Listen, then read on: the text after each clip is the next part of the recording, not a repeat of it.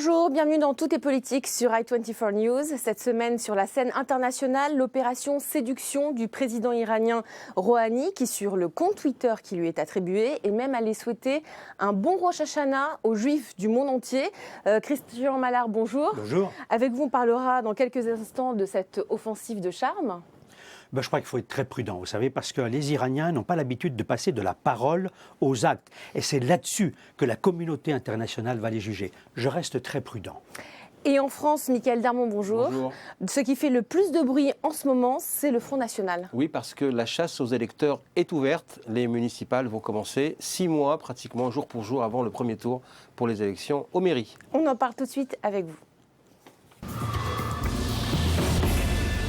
Tout est politique, nous sommes tout juste à 6 mois des élections municipales et il y a un parti qui engrange des points sans rien faire, c'est le parti de Marine Le Pen.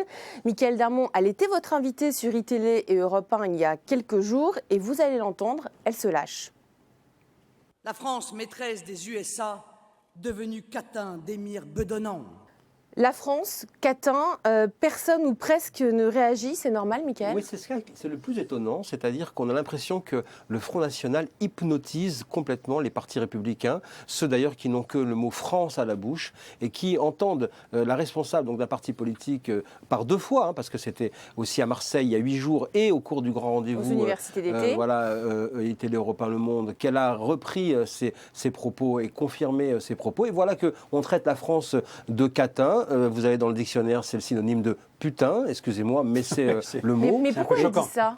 Parce que justement, elle veut dénoncer la collusion, selon elle, entre donc les Émirats, entre le Qatar, entre les pays du Golfe et la France, qui aujourd'hui est guidée par ces intérêts-là. Donc, elle trouve cette formule qui est choquante et qui justement est faite pour choquer, mais aucune réaction. Mickaël, elle cherche quand même à surfer en permanence aujourd'hui, et peut-être a-t-elle raison, sur les échecs du gouvernement Hollande et en même temps sur les divisions qui sont quand même là, de l'UMP, de la droite traditionnelle. Oui, mais ce qui est intéressant, c'est que, regardez, François Fillon, il y a quelques jours, a été justement cloué au pilori parce qu'il avait, à Moscou, critiqué la diplomatie française et l'action française. Et voilà qu'on a ici un chef de parti donc, en France qui insulte pratiquement complètement et littéralement, d'ailleurs, la France. Et ça n'a aucune réaction. Ce qui veut bien dire, une fois de plus, parce que ça nous remet dans effectivement le contexte préélectoral, que le Front National fait peur aux partis politiques. On demande toujours aux journalistes de savoir comment il faut interviewer Marine Le Pen, mais là, on voit bien que les partis politiques ne savent pas réagir face au Front National, ce qui obère de la suite. Les sondages sont là. Marine Le Pen a le vent en poupe aujourd'hui. Et il est clair, quand on voit la cote de popularité de François Hollande à 23%, on n'a jamais vu ça depuis très longtemps. Absolument. Nickel. Alors c'est pour ça que justement, on voit bien qu'il y a quand même des responsables politiques qui ont dit il faut quand même réagir et on a fini par avoir une réaction. Finalement, la stratégie de Buisson pendant le second tour de l'élection présidentielle avec Nicolas Sarkozy, finalement, elle n'était pas si mauvaise que ça, puisqu'ils sont tous en train d'aller vers ça. Non, la stratégie de Patrick Buisson, qui était donc le conseiller de Nicolas Sarkozy, qui a posé la théorie de la droitisation. De la droitisation dure. Elle donne effectivement une dimension sociologique de la droite, mais on voit bien aujourd'hui que pour pouvoir gagner des électeurs et être dans une logique de rassemblement, on ne peut pas uniquement être cornérisé, je dirais, sur la droite. Mais ça posera des questions à tout le monde. Le Front National n'est-il pas en train de devenir à la fois la bête noire, en effet, de la droite traditionnelle, l'UMP, et en même temps la bête noire des socialistes, c'est la bête noire de tout le monde. C'est ce que Marine Le Pen prétend, mais en réalité, elle pose un problème beaucoup plus à la droite, même si effectivement ça n'a pas échappé au ministre de l'Intérieur qu'il ne faut pas rester sans réagir face à Marine Le Pen, et il l'a fait. En disant que justement Marine Le Pen n'aime pas la France, c'est ça qu'il a dit. Oui, et je vous propose de l'écouter.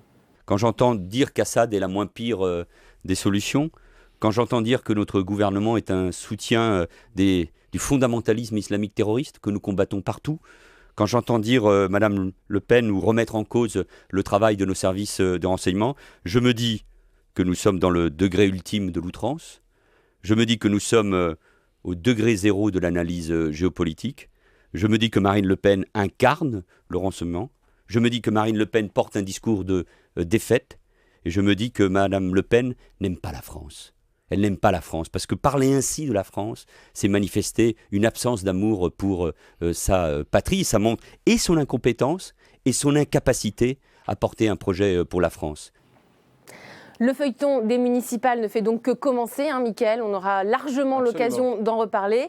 Tout est politique. Retour sur la scène internationale et l'offensive de charme de Hassan Rouhani. Hassan Rouhani, le nouveau président iranien, s'est envolé en début de semaine pour New York pour prendre la parole à l'Assemblée générale de l'ONU. Et il n'exclut pas une rencontre avec Barack Obama. Retour sur le jeu de l'Iran en images. Regardez. Réelle volonté d'ouverture ou jeu de dupe. L'Iran, par la voix de son président Hassan Rouhani, tend à montrer des signes de rapprochement avec l'Occident. Échange de lettres avec le président américain, annonce de la fermeture, ni infirmée ni confirmée, de la centrale nucléaire de Qom. Hassan Rouhani souhaite ici la reconnaissance du droit de l'Iran à disposer de l'enrichissement du nucléaire dans un but civil. Et pour cela, tous les justificatifs sont bons. Nous ne souhaitons pas développer en aucune circonstance des armes de destruction massive, incluant des armes nucléaires. Nous ne le ferons pas. Nous n'avons pas cherché à développer une bombe nucléaire. Nous cherchons uniquement à développer une technologie nucléaire pacifique. Qualifié de modéré, le président iranien est présenté comme la nouvelle coqueluche de la diplomatie mondiale. Pas un seul jour sans qu'une rencontre soit annoncée avec les grands de ce monde en marge de l'Assemblée nationale des Nations Unies. La question est de savoir si la sortie de crise du dossier syrien ne va pas donner des idées au régime iranien, discuter tout en continuant à faire tourner les centrifugeuses. Christian Mallard, est-ce que nous sommes en train d'assister à un nouveau genre de président iranien, une métamorphose totale là ? Déjà vu, déjà entendu. Du temps de Mohamed Khatami dans les années 2000, on avait le même discours.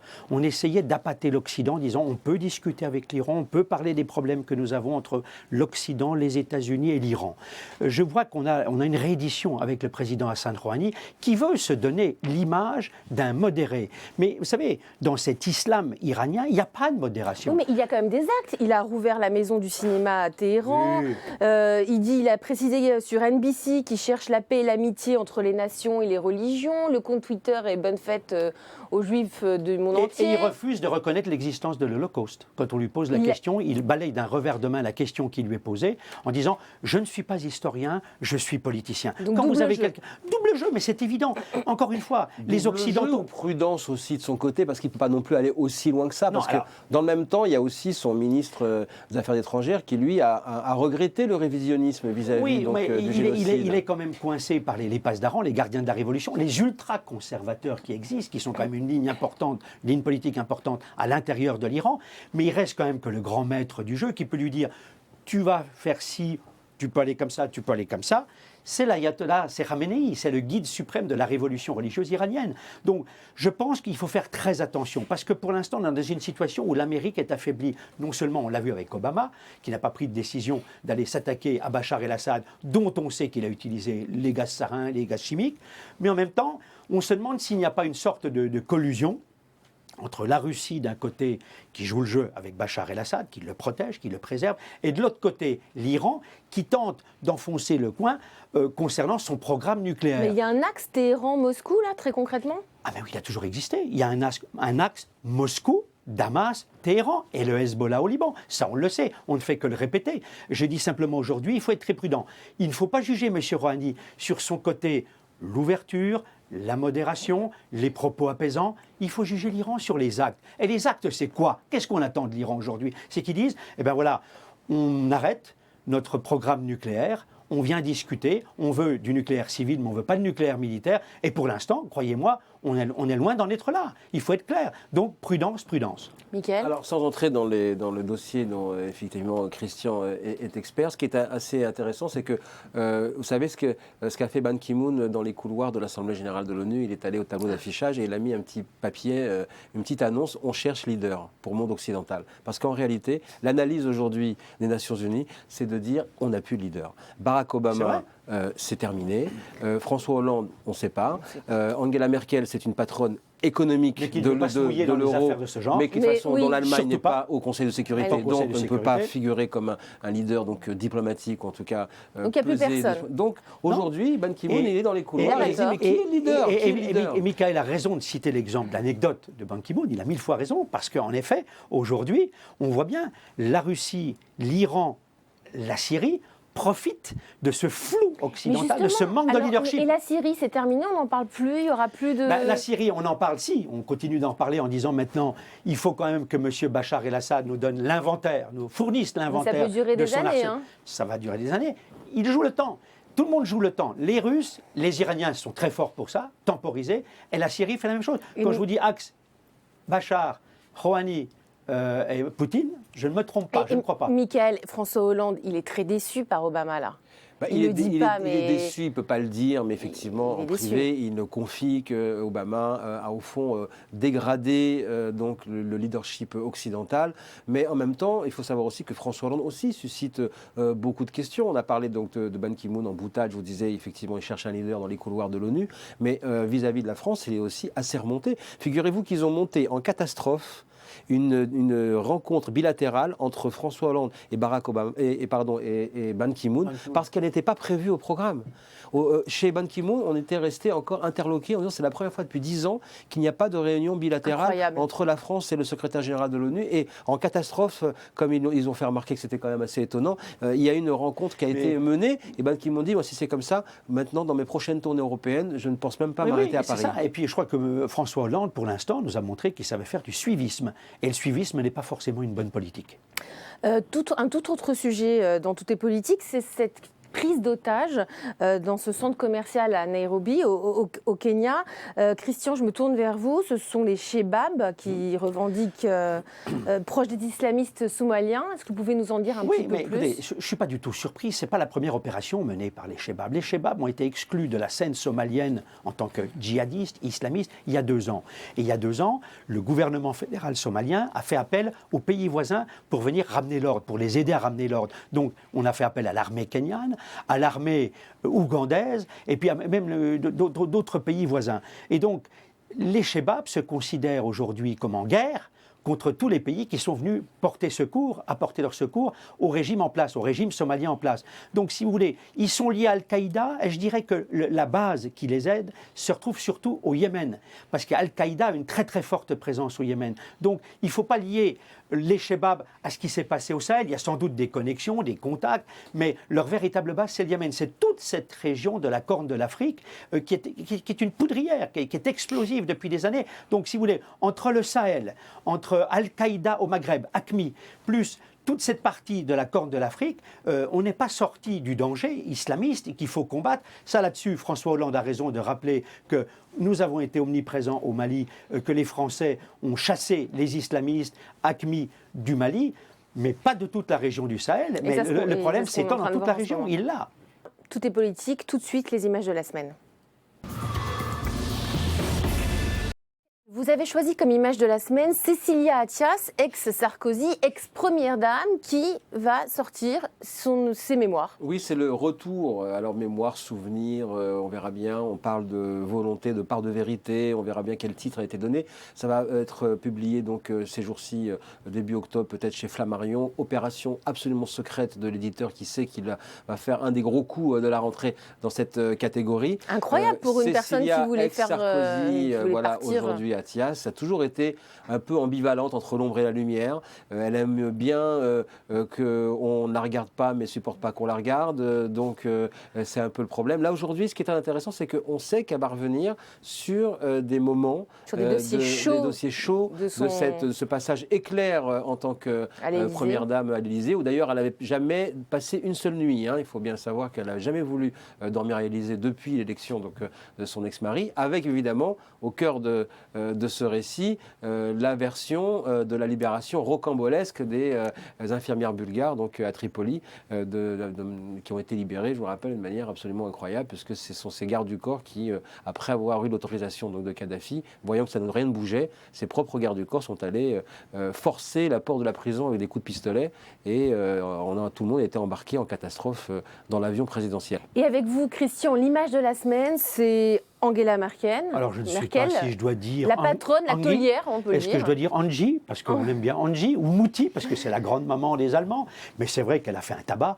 3e élection quand même, c'est assez extraordinaire. Ça remonte, il y a Konrad Adenauer qui avait eu la même chose, et puis Helmut Kohl. Et donc aujourd'hui, ça va redevenir, elle va conforter sa position de moteur de l'Europe. Problème peut-être pour François Hollande, parce qu'elle va peut-être s'allier aux sociaux-démocrates, au SPD, mais en même temps, elle a quand même une marge de manœuvre considérable, et je pense que ça posera des problèmes à François Hollande, qui aurait peut-être souhaité que le SPD fasse un meilleur score et que les sociaux-démocrates soient plus présents sur la scène politique allemande. Mais enfin, il est intéressant de... C'est une belle politique, Angela Merkel. Elle ne fait pas de bruit, pas de bling-bling, mais elle est rigoureuse, c'est une femme pragmatique et qui sait imposer une véritable discipline à son pays. Le succès, c'est la clé, il est là. Et aussi, ça devrait être un modèle peut-être pour nous autres Européens. Nous aurons largement l'occasion d'en reparler ensemble. Tout est politique, c'est terminé pour cette semaine. On se retrouve jeudi prochain pour un nouveau numéro.